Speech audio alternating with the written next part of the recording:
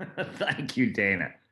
Um, let me first share just a tiny bit about that meeting with Nida. And I'm sure you all know this history, but I'll just say that what a tragedy it was, because what they were doing was trying to decide whether to move from animal toxicity studies, which Nida had funded, into human studies. And they shared some very dubious information that is later not really proven out about Purkinje cells and Ibogaine and neurotoxicity. And all that was really just a cover story that Ibogaine was was in Nida's view a psychedelic and controversial, and they didn't want to really go into humans. And so they used this supposed neurotoxicity argument at the same time that this neurotoxicity concerns over MDMA were still increasing, which have also proven not to be the case. So it was really cowardice on the part of Nida and their scientists, and that meeting was extremely disappointing. And the same way that I think about MDMA being criminalized in 1985 and all of the suffering and all of the suicides and all of the despair and all the trauma and all the other things that MDMA assisted therapy could have helped with, that didn't happen because of that criminalization. And when you think about the tragedy of Ibogaine being no longer pursued by Nida at that point, and just last year, we all know these statistics about 100,000 people dying from opiate overdoses, many of them with fentanyl, that it's just an enormous amount of suffering that the drug war and the ideology of the drug war and the way in which research and the benefits of psychedelics would have gotten in the way of the horror stories about the risks of these drugs that was used to justify outrageous prison sentences for people. And then what could have been alternatively. But in any case, we're here today, and there has been this renaissance in psychedelic research, a lot of disillusionment about the drug war. And I think that there's been some very important developments that have happened with Ibogaine that make it so that now is the time to bring it forward. I also, Dana, will say, I appreciate what you said about, all the work we have to do with MDMA. And that has indeed gotten in the way of our being able to move forward more rapidly with Ibogaine. But we just did a analysis of our pipeline with the Boston Consulting Group, and we were looking at various of the other indications of MDMA, group therapy with MDMA, pediatric studies with MDMA, some other indications like eating disorders, postpartum depression. And so we are planning to really, what we're building is a psychedelic assisted therapy experienced drug development company. And it's not going to end once we just hopefully succeed in making MDMA assisted therapy a medicine for PTSD. And so one of the things that we were looking at, now we're 145 people, around 110 or so are at the MAPS Public Benefit Corporation, which is our pharmaceutical arm, which is 100% owned by the MAPS nonprofit that has about 35 people, and we're hiring rapidly. We expect to get up to 200 or so for the Public Benefit Corp, because what we need to do is be building a commercial arm. But when we looked at the various things for pipelines, we also realized that, of course, we needed something other than just MDMA. And something else that's close to Dana's heart and to many of you is cannabis. And we just received a while ago, a few months ago, a $12.9 million grant from the state of Michigan for a cannabis PTSD study that will take place inside two VAs, the Tampa VA and the Ann Arbor VA. And it'll also take place with Sioux Cicely and Phoenix and in Detroit with another private practice site. But the other one that was really high on our list is Ibogaine. And so I guess first off, I need to express my regrets and apologies that we haven't moved faster with Ibogaine. I do think it's a critically important substance to develop for both therapeutic and political reasons. And we have been stalled out at the point of a pre-IND meeting with FDA. And that's the place where we would present all of the data on MDMA, on Ibogaine, sorry, pre-IND meeting with Ibogaine. Sorry, that's the place where we would assemble all of the data that's published on Ibogaine, and also some unpublished data that Jeffrey Campbell and others would share with us. And then we would argue for the need to move into a phase 1 dose response safety study in order to look at the risks of Ibogaine to the heart, which I think can be well controlled. And also when you look at the costs of untreated opiate addiction and other things that Ibogaine can be helpful with, the cost benefit ratio seems very, very favorable to going forward with research. So we have been actually stalled out for over the last year and a half on developing and finalizing the investigator's brochure. So that's the summary of the world's literature. So that's where I guess I need to both express my regrets and apologies that we haven't been able to move it forward, but we are still wanting to do so. That's our next step. But meanwhile, what's happened, as you all know, is the work with ICERs that's terrific with Claire Wilkins' protocol near Barcelona that's being used using low doses to increasingly high doses to help people withdraw from methadone.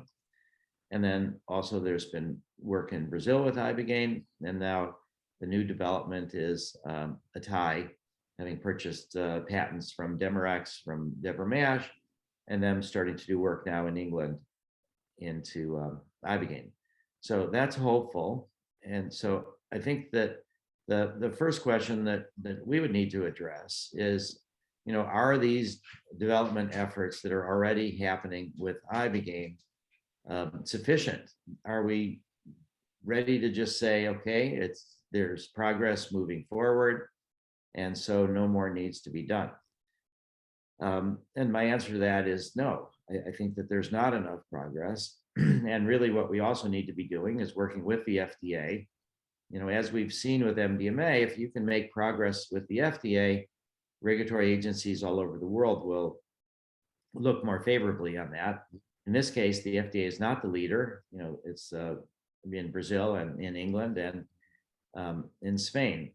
But I still think that if we can get kind of a definitive study approved from the FDA, basic safety to address those questions, that should open up Ibogaine research all over the world. The other thing is the same way with USONA, the nonprofit trying to do research with psilocybin, even though many for-profit companies are also doing so, there's a way in which I think the nonprofits can help the for-profits keep in check and really focus on maximizing patient outcomes rather than maximizing profits.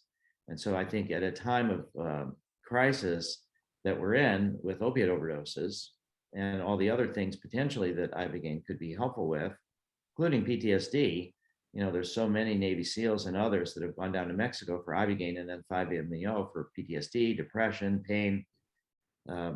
There's a large number of potential uses for Ibogaine, not just opiate addiction. So at this Wonderland conference that took place a few weeks ago in Miami, and that was a conference for the for-profit industry, basically, but MAPS was there, and we had a couple of opportunities to talk and to try to get people who are very interested in business aspects of this. Think first off that they should be sympathetic and actively involved in drug policy reform, not see it as a threat to the business model, but see it, I think, as a benefit to the business model. The more we destigmatize, the more we make this available, the psychedelics available to people outside of medicine, outside of religion, for them to experience and experiment with on their own at low cost, that dramatically increases accessibility.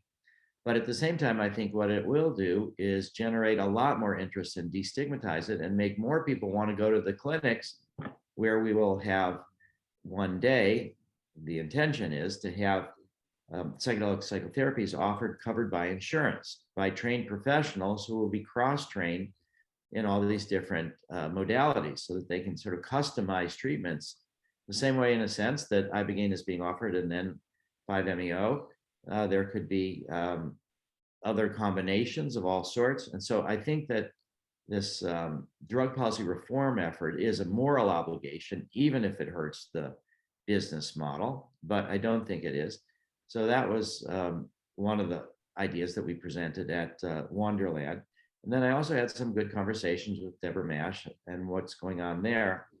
And I think that there's a fair amount of patents that Deborah has on Ibogaine and various aspects of Ibogaine, but none of it, I think, will block anybody else from not just doing research, but trying to market Ibogaine, because Howard Lotzoff and others in the patents that took place in the 80s have now expired and are in the public domain.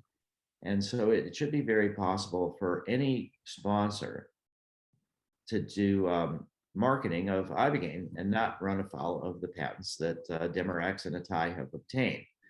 I've not looked extremely closely with patent attorneys, but that's my general impression. And I also think it would be very unlikely that Atai would want to incur all the negative PR if they were to try to stop other people from marketing Ibogaine. Plus, the market is so large that there's room for more than one company. There's also this idea that the more it gets researched by different companies, the easier it is for everybody else. And then there's also the possibility of partnering in some way with Atai to try to move these things forward, and also potentially with ICEERs. So I think there's a large enough body of pre-existing data and expired patents in the public domain that the field of Ibogaine really can move forward with multiple companies trying to market Ibogaine for substance abuse disorders. The other part of this is that it's only when it comes to marketing that the patents really come into play. So doing the research, which is what's taking place now, is no question something that can be done, doesn't run afoul of patents. You can do scientific research with anything. It's really the marketing that the patenting is trying to potentially block. But I get the sense from Christian Engermeyer and from Deborah, without having fully discussed it, but that the market is large enough and that other companies can do research and also can end up marketing it. Now, there's another interesting situation with Ibogaine where it kind of intersects with drug policy reform. And I'm not sure that there's been enough thought really given to this. We have started to talk about it with our policy and advocacy team. And that's this idea that Ibogaine is not a drug of abuse, that if there was any drug that we could work with on a political basis to try to get it removed from the schedules, it would be Ibogaine, because Ibogaine is not criminalized internationally. And that's why it's not illegal for there to be clinics in Mexico and England and many countries of the world. So Ibogaine is classified in the US in Schedule 1, only because of Howard and some friends. Dana, you can correct me if I don't have this exactly right, but my understanding was that there was some arrests that took place for LSD and they found Ibogaine, and so the authorities then just decided to criminalize Ibogaine as well. But there's no record of abuse. It's not a drug of abuse. And so it should be something that in the midst of an opiate overdose crisis where 100,000 people in America have died in 1 year, many with impure drugs, with fentanyl connected, combined with Ibogaine, I think we could make an excellent case that Ibogaine should be completely removed from the schedules and made like any other plant that's not criminalized, like medicinal mushrooms. It's not a recreational drug. There's not a history of abuse. It was one of the hardest experiences I've ever had in my whole history of psychedelic use. And I think that a very good argument could be made on the political level with politicians that in the midst of such an enormous crisis of opiate overdoses, that we should be able to start setting up Ibogaine clinics in the United States before the FDA has approved it. And before the FDA has even permitted human studies to resume. So I think that those of us that are interested in drug policy reform should really start thinking about organizing collectively and combining our connections to various politicians and see what we can do, at least about making a good case that Ibogaine should be completely descheduled. And at the same time, then, it's the same old story, though, that if it's descheduled, people can set up Ibogaine clinics, but it wouldn't necessarily be covered by insurance. And so we want to have a situation where it's not just available to people who can afford to self-pay. And so that's why I think there could be these simultaneous strategies that would be, on the one hand, really trying to take Ibogaine from the schedules and remove it completely because there's no history of abuse, and at the same time really try to move it forward through the FDA in a nonprofit public benefit context. Now, that's going to require a lot of resources to do both of these things. Either one is going to be requiring a lot of resources. Both together, I think, are obviously going to require even more resources. But in view of the national crisis and in view of the weakening support for the drug war itself, I think that that's something that we should really start trying to activate. The thing that would go against this idea of descheduling Ibogaine is not its history of abuse, which there isn't, but its risks in terms of, heart function. And if it is descheduled, how many people will be using Ibogaine in medically supervised ways that ensure the safety to the patients, or in lower doses, which is an alternative way to really use this. So I think that that's the question that would be addressed in terms of trying to move through the legalization system, is more about safety than about abuse liability. And so that's where I think that the protocols that are done by ICERs in Spain, and have been done in Brazil, and are also being looked at now by a Thai in England, that we would have to somehow or other be able to persuade politicians that the Ibogaine clinics, if they were to be set up, would be done in a way that was safe, and that there would be some self-policing by the Ibogaine community to try to make sure that that would happen, and that if there were these Ibogaine clinics, people would be routed to those that are operating in a safe manner. So all of that is to say kind of a broad introduction. The other part, just again on a political analysis of why Ibogaine is so important to develop, is that we are, in an incredibly terrible state in America. Democracy is being weakened. We're very partisan. There's a lot more hate on both sides. There's a lot more misinformation. There's just so much violence potential. And it's really frightening. And so what we need to do, I think, is to look at all of those people who feel that Trump and Trumpism are a good approach to America, the destruction of democracy, the incredibly terrible gerrymandering, things like that, that really try to enshrine minority rights, that those things are something that we really need to work against. And I think to have sympathy for those people who feel that their life culture is slipping away, that America is becoming a majority minority in a certain period of time. And so we have to recognize that there's an enormous amount of fears and anxieties in people, and they're searching for simple solutions. They're searching for scapegoats. They're willing to really turn over America to people that don't share the values of America. So how do we address that situation? And this was true in the 2016 election, and I'm sure most of you know this, but there was studies that were done on counties where there were despair deaths, and deaths of despair are alcoholism, suicide, drug overdoses. And what it was demonstrated was that in counties that had more despair deaths, there was more support for Trump. And so that's not the only reason people are voting for Trump. There's a lot of racism, a lot of other aspects to it. But there is this connection from despair and seeing poor economic prospects and culture slipping away. So how can we really help spiritualize people and address their traumas and their addictions, spiritualizing them at the same time, and then try to help them um, be motivated less by these fears and anxieties and more by the hope for the future and what we can do together.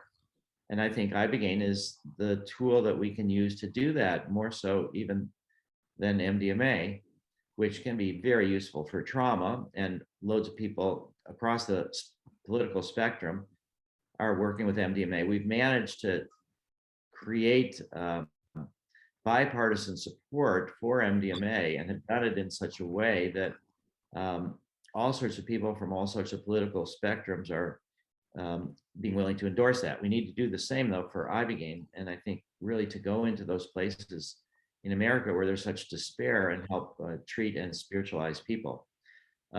Just recently on Veterans Day, I was out in San Diego at an event organized by Marcus and Amber Capone and their organization Vets, which was inspired by their work with Ibogaine and going down, and they've sent over 400 veterans down to Mexico for Ibogaine and then 5-MeO. And it's been tremendously helpful for traumatic brain injury, for PTSD, for substance use, for a lot of the problems that unfortunately the VA was not offering solutions to. And at this event, former Texas Governor Rick Perry, who also was in Trump's cabinet as the Secretary of Energy for a while, that we had this dialogue at the dinner, which was mediated by Tim Ferriss, and about 40 minutes. And there was just this one moment that was kind of amazing to me. And it was when Rick Perry started talking about his time in Vietnam and what that was like for him. And I said, when you were in Vietnam, I was a draft resistor doing LSD. And that got kind of a good laugh by the people that were there, but it was about that we are able to unite in our support for the healing potential of psychedelics. And I think that's one of the few areas in America right now where there is this kind of bipartisan support for psychedelics. For practically nothing else is there bipartisan support like that. And so if we were to move forward with Ibogaine, I think we would even deepen that. And so I think we really need to learn from the work that Claire and others have done with the lower doses to address safety, to help people withdraw from methadone, the work that Atai is doing to try to work with regulators, the work that ICERS is doing, the work that Eduardo Schenberg and others have done in Brazil, and that there's just enormously important political reasons also to move forward with the FDA with Ibogaine. And so that gets me around again to feeling disappointed in our own ability to multi-track so many different things. And so we have been slow with Ibogaine, slower than I had liked. Because we did get this $12.9 million grant from the state of Michigan for marijuana, we've had to put a lot of our attention to that as well to get that up and running. And so we are turning more and more now towards trying to find support for building the investigator's brochure and completing it so that we can go forward with a pre-IND meeting. And I did offer to Deborah Mash to bring her along to that pre-IND meeting and to share whatever we learn with her and with everybody, with the public. So that's this other idea, is that whatever research we do generate and manage to do, we want to share the results with everybody and try to stimulate the field, because I do feel that we need the for-profit companies here. The scale of the need is so great. The access to capital that for-profits can generate, just as a way of illustration, in the last couple of years, we've raised around 50 million in donations, and the for-profits have raised more than $1.5 billion. So we really need to welcome the for-profits. We need to help them not or block them when they try to do overbroad patents to the extent that we can. We need to support their patent rights for new inventions, if there are new inventions or new molecules. And we should explore possible partnerships. So I wish that I had more data to present. I don't have anything like that. For that, you have others on this seminar who really know more than I do about that. I don't really have any new political developments directly to share, but I do have my sense that I would like to really encourage you to create models all over the world for where we might move forward with Ibogaine. And so to share a bit more about Israel, MAPS is doing phase 3 research with MDMA, and we're doing it with FDA, but we also have studies, sites for our phase 3 sites in Israel and in Canada. So when we make MDMA into a medicine with the FDA, because we have data coming from Israel and Canada, we will be able to get it approved in all of those countries if we get it approved in any of them. And so now we have MAPS Israel, we have, as a nonprofit, we have an enormous number of really positive developments with the Ministry of Health in Israel. And for MAPS Israel, we were thinking, what is the priority that we would have for research beyond MDMA? And so for there, I've been saying that Ibogaine is the #1 priority. And the sort of irony there is that the only reason that we've been able to do all this research in Israel is because of Boaz Wachtel and Dana and others, and Cisco, who had tried to do work with Ibogaine in Israel in the late 1990s. And I had tried for years to find somebody in Israel who would be willing to do MDMA research, and I couldn't find anybody. And so finally it was Boaz and Cisco who connected me to Moshe Kotler, who they were working with to try to start Ibogaine in Israel. Now, Moshe Kotler was the chief psychiatrist for the Israeli Defense Funds. He was also a senior member of the Ministry of Health, and he ran the largest mental hospital in Israel. And so I was put into touch with Moshe, and he was willing to work with us. And it took us 5 or 6 years of efforts with the Israeli Ministry of Health, with the Anti-Drug Authority, who also had to give permission, with various researchers. And then, so we finally did get permission for MDMA research. And we have since now, made a lot of progress in Israel. The Ministry of Health has approved what's called open access, that is the same as expanded access, compassionate use in Israel.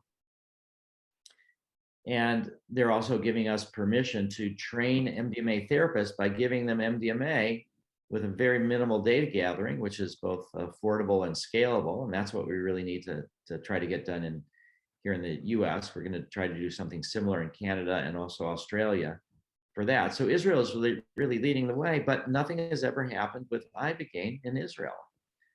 And so now it just seems fitting, also a debt of gratitude for the work that was done by the Ibogaine advocates to create this initial contact with Moshe Kotler in order to start Ibogaine research, which ended up helping me start MDMA research, but then sadly Ibogaine research never got started. So that's also just to share that I really think for MAPS Israel, our main priority other than MDMA.